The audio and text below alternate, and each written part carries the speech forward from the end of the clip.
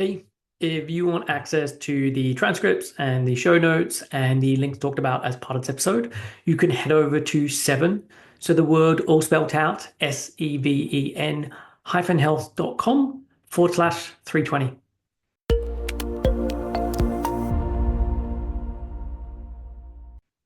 Hey everyone, welcome back to another episode of Real Health Radio. I'm your host, Chris Sandel.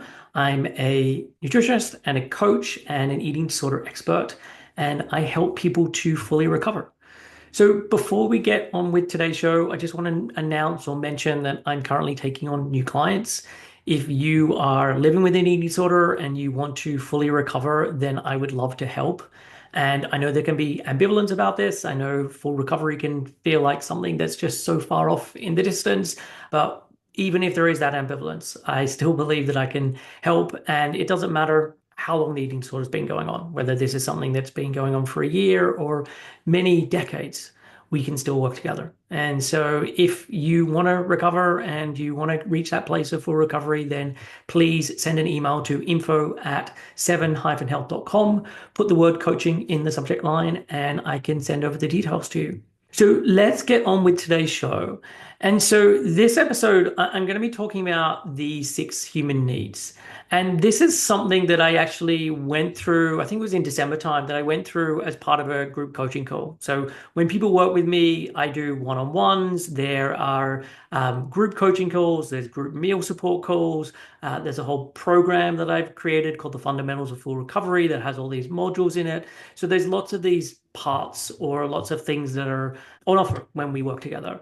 And as part of the group coaching calls, some of them are focused very much on let me just do one-on-ones with people while other people are watching. And so everyone gets to benefit from that. But often I'll go through a particular exercise or a particular topic, and we will just all chat about this and discuss it. And what I went through in December was this thing called the six human needs.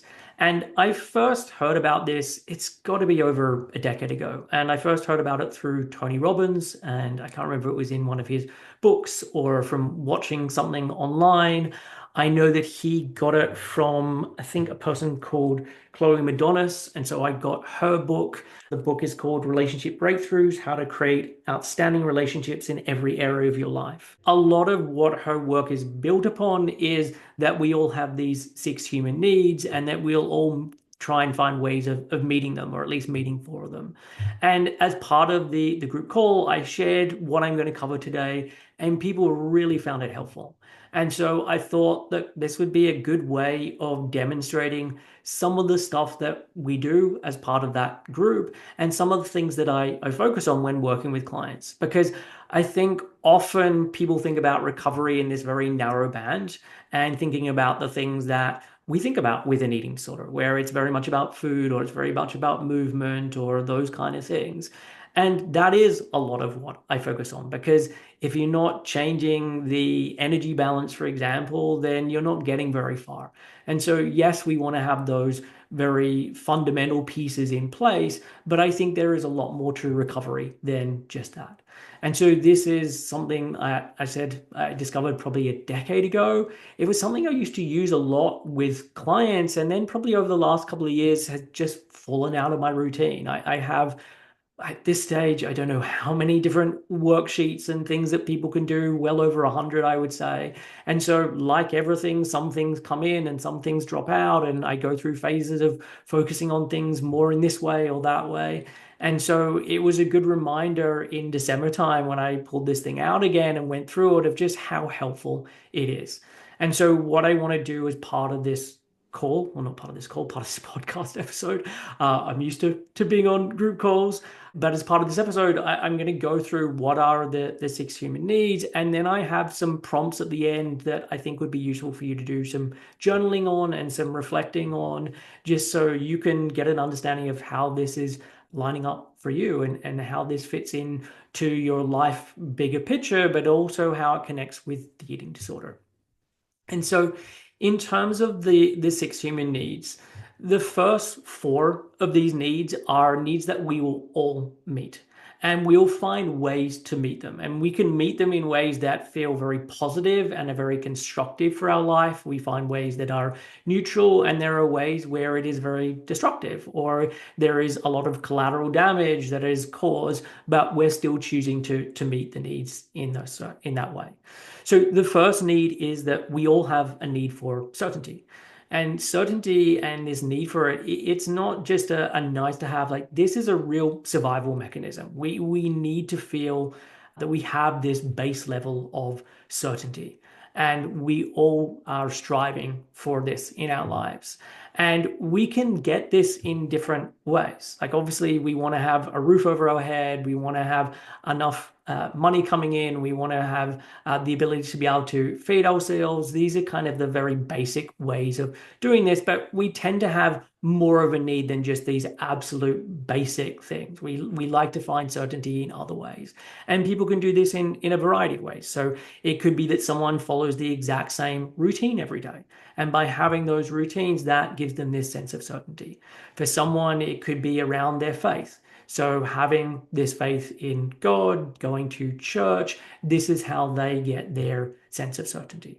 It could be through stable relationships or a friendship group, and having those people in one's life, being able to talk with those, interact with those people, hang out with them. That interaction gives someone this sense of certainty.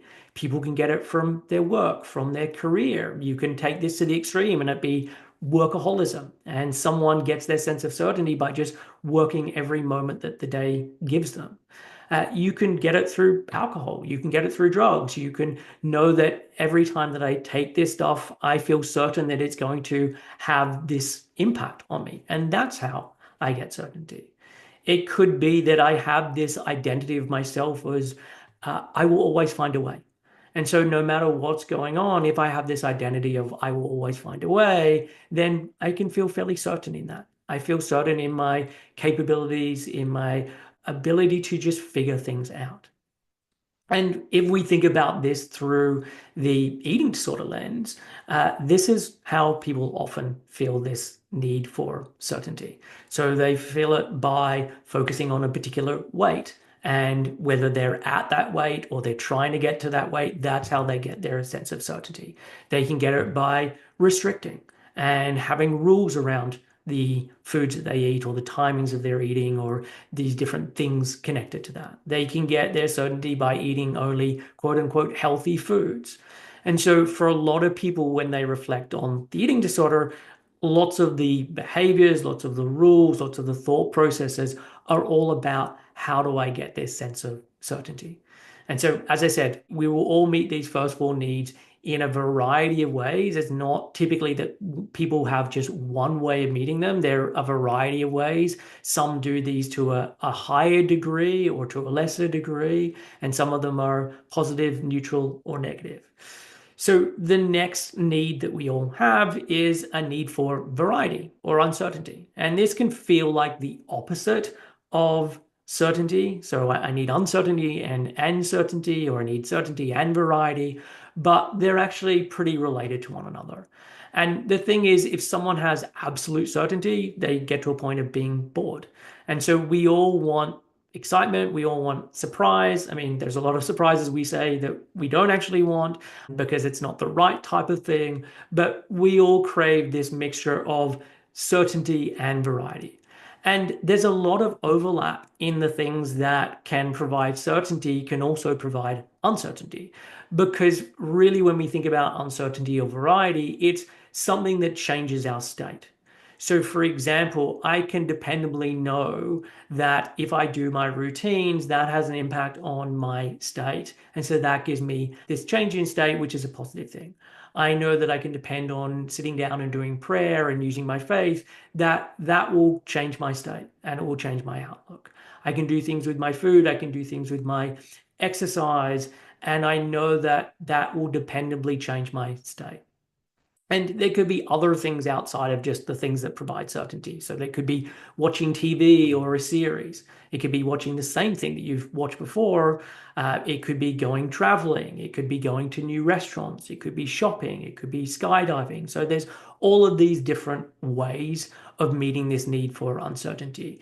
And for all of us, we will all have a level of certainty versus variety that we need. So for some people, they crave just the smallest amount of certainty, and then they are fine to then have a very varied life, and they don't need routines, and they're happy to go to extremes, and that's just how they're wired. And there are other people where their level of variety and what it takes for them to meet that need is a lot less, and their desire and need to have certainty is much higher. And so we all kind of fall differently on that spectrum, but we all do have a need for both of these. The next need is the need for significance. And we all want to feel that we are special or unique. And again, we can look at this through the real positive ways of doing this, or we can look at this through the negative ways of doing it. Someone can feel special and unique because of talents that they have, being able to do certain things and feel like very accomplished in able to do those things. But someone can also feel unique in the I have it worse than anyone else. This is a much bigger problem than anyone else is going through, or that most people are going through.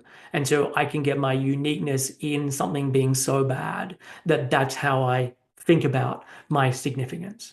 And for some people, they get uniqueness from building themselves up and doing lots of good in this world. And for other people, it's how do I tear other people down? And that's how I feel more of my significance. You can get your sense of significance through violence. One of the things that Tony Robbins will often say as part of these talks is you put a gun in someone's hand, like feel fairly significant, especially if someone then gets into gangs or gets into violence, like you feel pretty significant and people are reacting to you in a very specific way when you're in that situation. And so there can be the significance, you can feel certainty, you can feel variety all in that moment.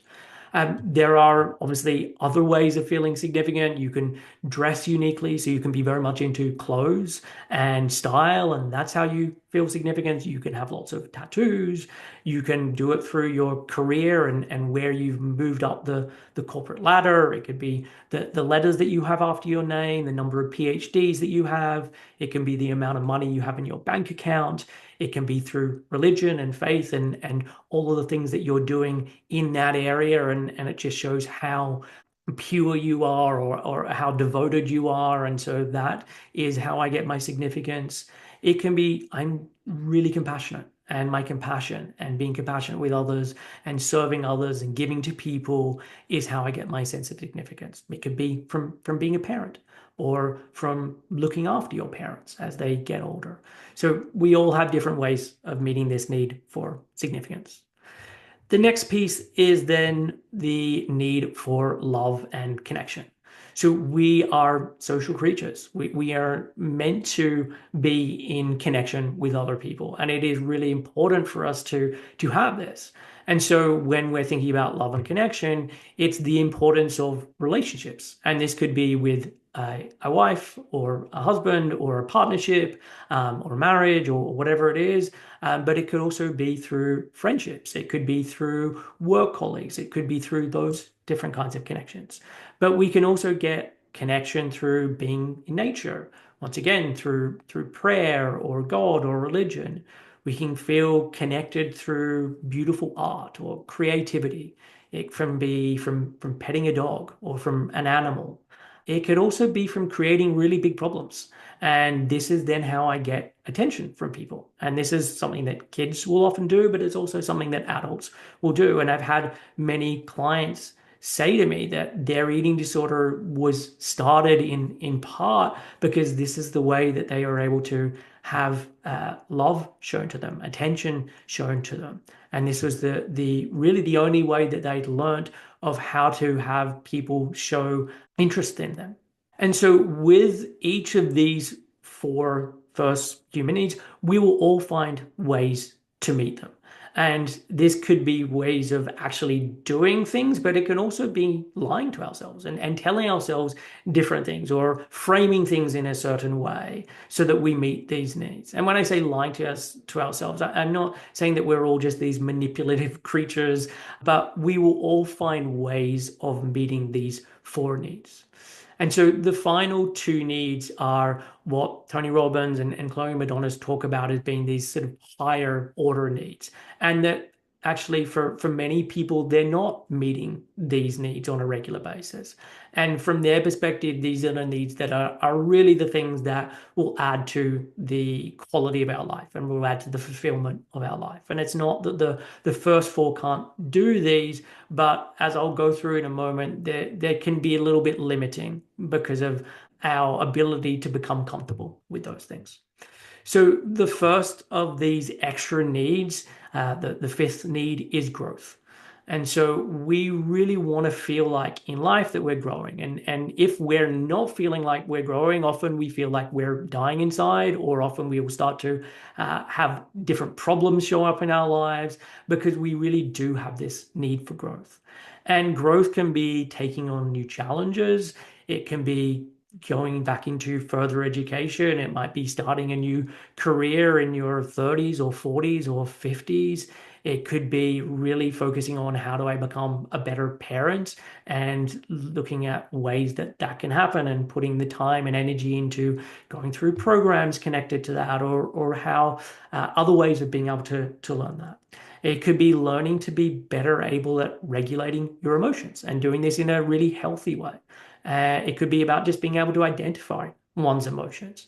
And so this growth can happen in lots of different ways. And if we're thinking about this from a recovery standpoint, recovery can very much meet someone's need for growth. And it can lead to a lot of uncertainty. It can lead to a lot of challenge in terms of this is not how I've been doing things. It feels so strange to be doing things in a different way. But recovery can definitely be ticking the box for growth.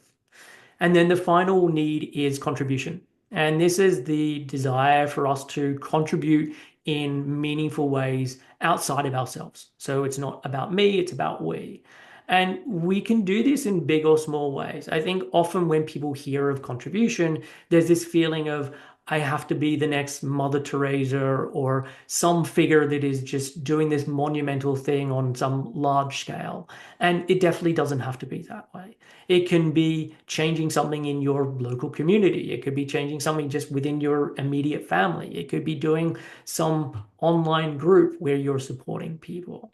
And so finding ways that you are contributing above and beyond yourself and where this feels very meaningful to you.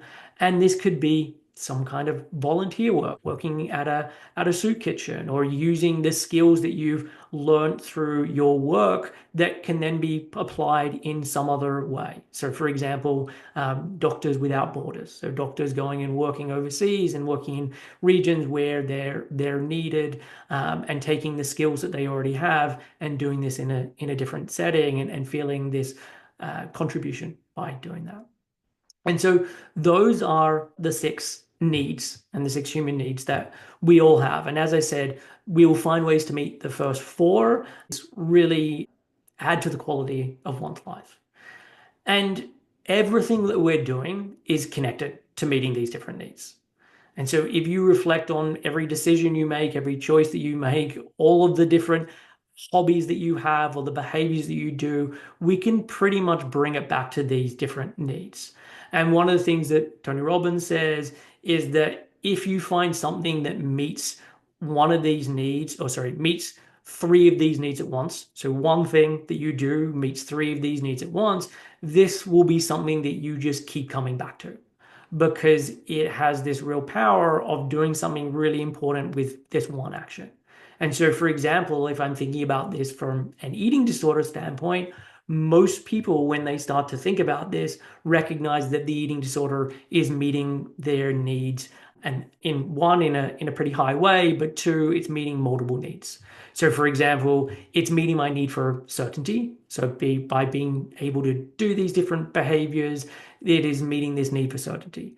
It is also meeting my need for variety because it is something that I'm able to lean on to be able to change my state.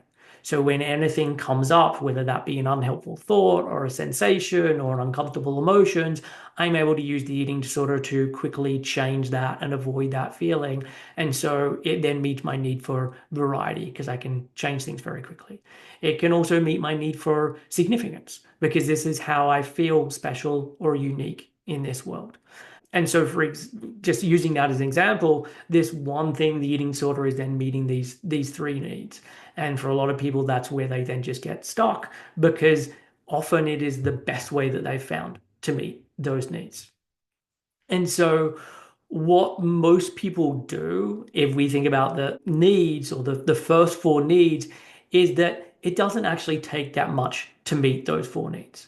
And often, once we hit these, we enter into our comfort zone.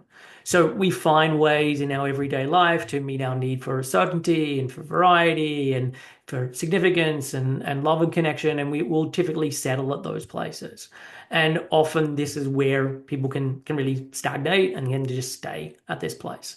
And so this is why the growth and the contribution thing helps to then move that needle. So it helps us to keep moving forward. And it can often then help us to reach these other needs in a much more deep or meaningful way. So rather than settling for some level of connection, it allows us to experience connection or love on a much more meaningful level because this contribution just opens that up, or because that growth and our ability to have difficult conversations or to be with difficult emotions allow us to then have deeper connections, for example. And so, really starting to look at, okay, how am I meeting these different needs? And am I meeting my needs for growth and contribution? And so, what I would often say as well is if you look at the things that you spend the most time on or are most passionate about outside of the eating disorder, you'll see that these things meet your needs. And this was something that I talked about when I did this in the group. We looked at a lot of the people in the group, and I knew some of their backstory in terms of things that they're interested in or things that they've done with their careers or whatever it may be. And we were able to take this one thing that they spent a lot of time on, and we were able to see how it's meeting these various needs.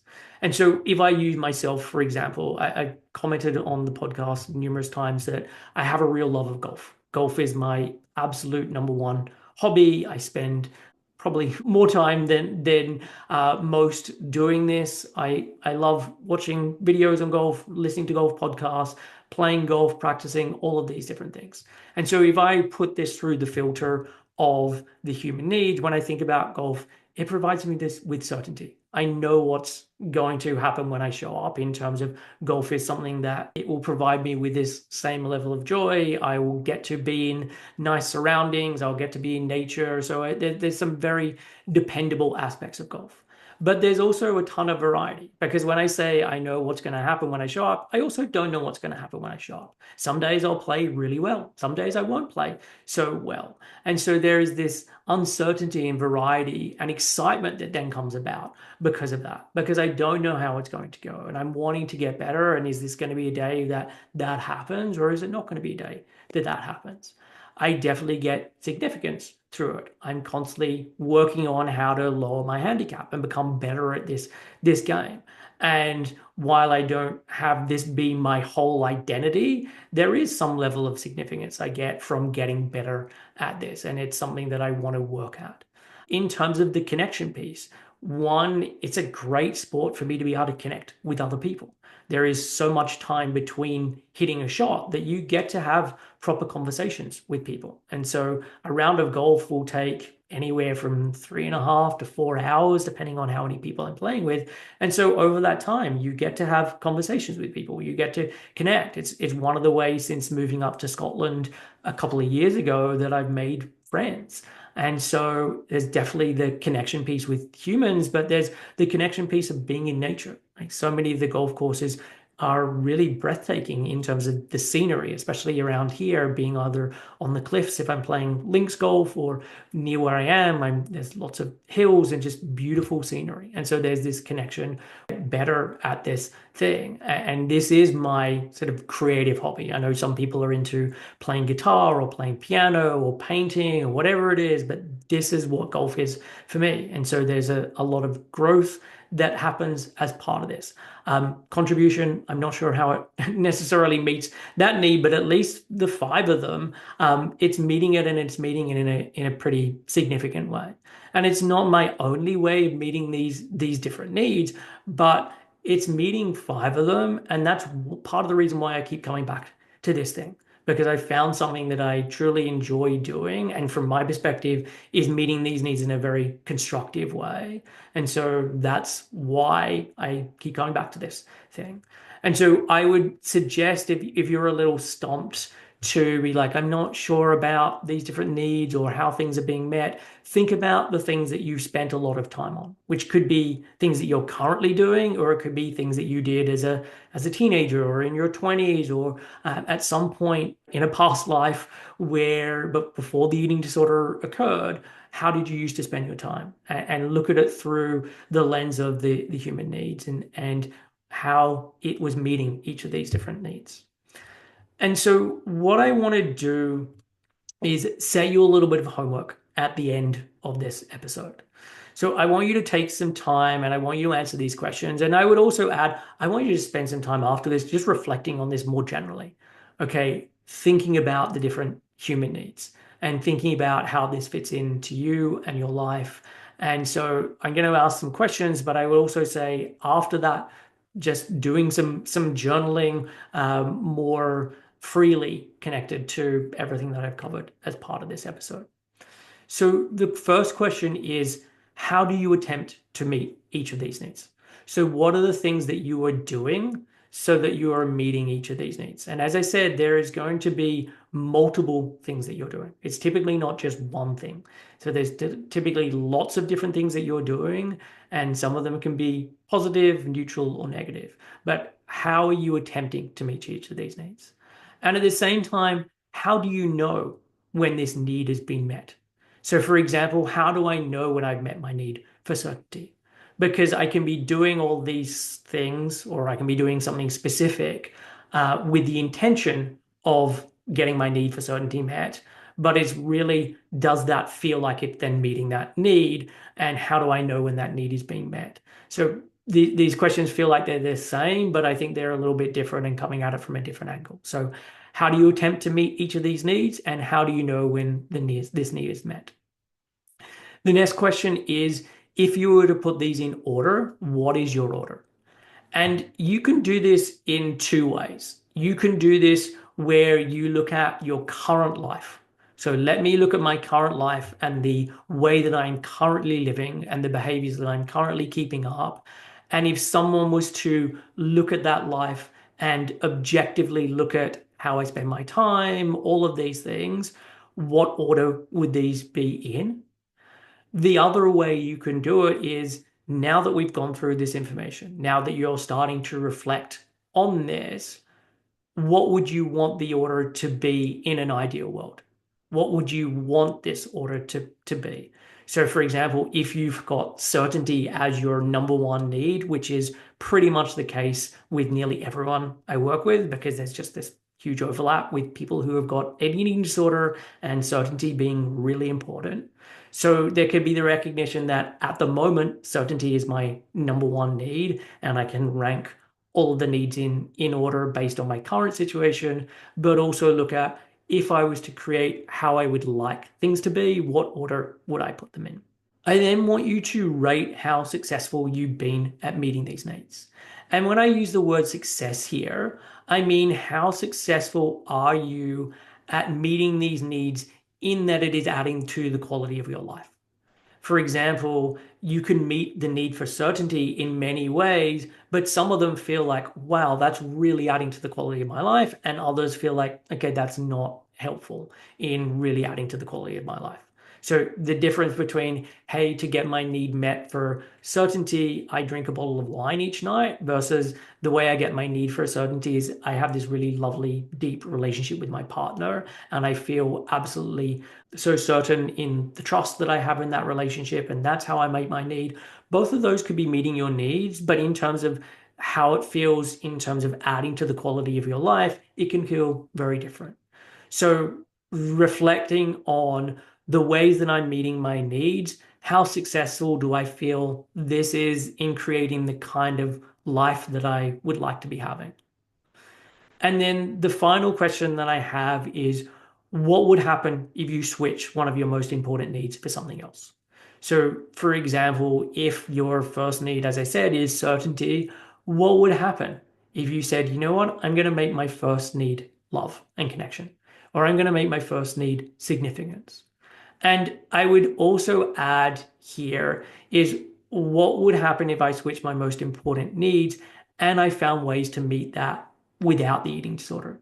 Because I think what would also be helpful is starting to reflect on how do I meet these needs if I remove the eating disorder? So if I have the eating disorder removed from my life, or at least just for a thought experiment, if I put that to the side, how am I meeting these needs? Because so often what people find is that actually the eating disorder is the thing that is fundamentally meeting all of these needs. And when I remove that, I don't have something to really fill that void. And the problem with that is if I don't have something to fill that void, then I'm just going to keep going back to my old behavior. Because as I said earlier, we all find ways to meet these needs and we all need to be able to meet these needs. And so if I'm removing this need for certainty, and that's what the eating disorder is giving me, how am I able to meet that in some other way? And the reality is, in the beginning, you might not be able to meet it to the same degree or with the same level of, yes, I feel so certain or dependable on this thing. But at least you can be bringing in these new ways of being. And there can be this period where it feels a little wobbly and unsure. But the more you're able to do that, the more that you learn that, oh, okay, this thing does provide me with a level of certainty. And you can start to recognize that, okay, while the eating disorder was providing certainty for me, there was a lot of downside to the certainty that it was providing for me. And so, really starting to explore how can I meet these needs without the eating disorder? And the thing I would also add with this is you don't have to figure all this out in advance. Because I think this could be a trap of, hey, I can't work out how I'm going to do this, so I can't get started with recovery. And I think what often happens is as you start to make changes, things start to open up. You start to think differently. You start to recognize things in a different way than when you're in the midst of the eating disorder. And so, what I would suggest is do what you can at this stage to do this reflection work, and then you can get started with recovery, or you continue with recovery if you're already started, and don't have this be the thing that puts you off during recovery. Because I think the more you move along in your recovery journey, the more that things will change, but also the more that you will start to perceive things differently. So that is it for this episode. I hope that you found this useful. I do really recommend spending some time after this one, doing some journaling and reflecting on this. There is going to be a transcript for this. Normally, it can take a couple of days after this goes live, but you can just keep checking back if this is something that would be easier just to be able to read after you've listened to it this first time. But yeah, I really hope that you use this in a really pragmatic way and that this isn't just something that gets listened to and forgotten about. Because I do think that when you start to think about things through this lens and really start to understand how am I meeting these different needs, this starts to really open things up for you. So that is it for this week's episode. As I said at the top, I'm currently taking on new clients. If you want help in your recovery, I would love to be that support and to be able to provide coaching as part of it. And as I talked about earlier on this episode, coaching, there are lots of different aspects that are included as part of the way that I work together. So If you want to do that, you can send an email to info@7-health.com and just put the word coaching in the subject line. So that is it for this week's call. I will catch you again next week with another new episode. Until then, take care and I will see you soon.